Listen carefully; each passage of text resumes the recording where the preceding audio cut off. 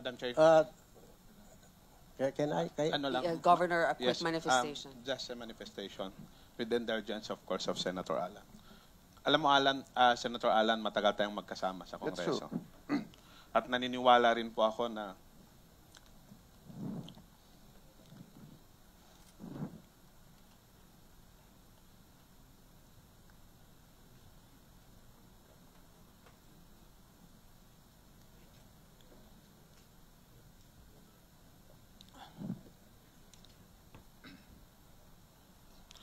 marami kang constituency sa Taguig.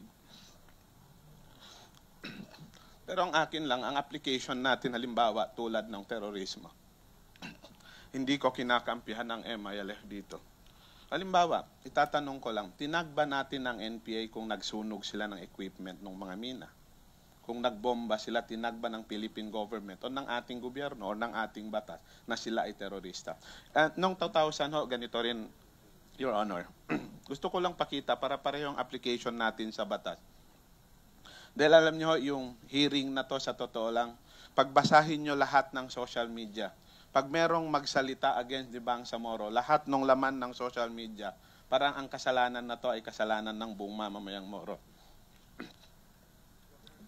Sandali lang, putulin Hindi, lang ang kita doon. sinasabi- Sorry, just on that one point, I'm referring not to the Moros or the Muslim.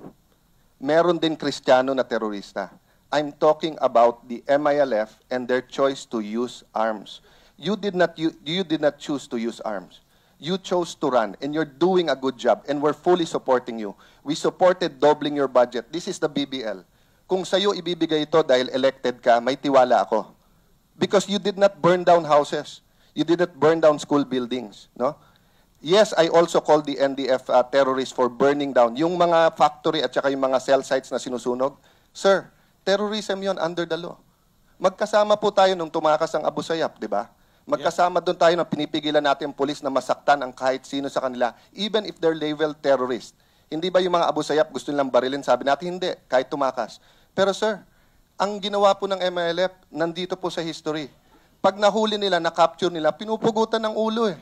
So hindi ba terrorism yon? Prisoner of war na yun, hindi dapat saktan yun eh. Meron na bang napugutan? Meron sir. Yung sa Albarca dun sa 8 na hinuli nila, 6 po ay pinatay nila, inexecute po nila. Papamanhin niyo po dahil hindi ako senador.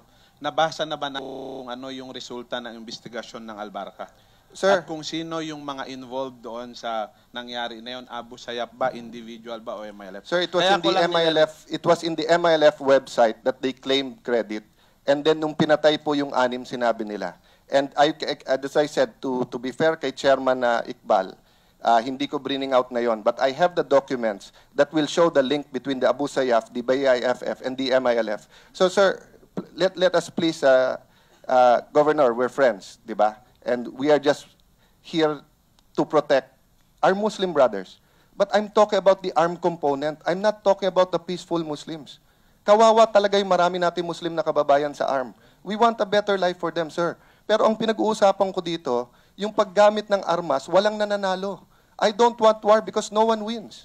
Your Honor, medyo nag-worry lang ako. Ang pinagbatayan natin ng definition at pagtag sa MILF na terrorist because of the US tag. Remember ho, si Nelson Mandela noong 2000, year 2000, tinag din po ng US Yes, but Nelson na terorista. Later tinanggal Governor, nila. Likewise, Nelson si Fidel never Castro used po. arms. Nelson Mandela, just like Gandhi, was for peaceful resistance. Hindi, and whenever there was an armed group ho, that was a freedom fighter, there are rules of engagement. Di ba natin ngayon ang NPA terorista? Yes, sir. They're in the Okay, international thank you. list. At sinasabi ko po, kahit sino po, and let it make it clear, Governor, in fact, ang tingin ko, mas marami pang Kristiyano na terorista kaso sa Muslim na terorista.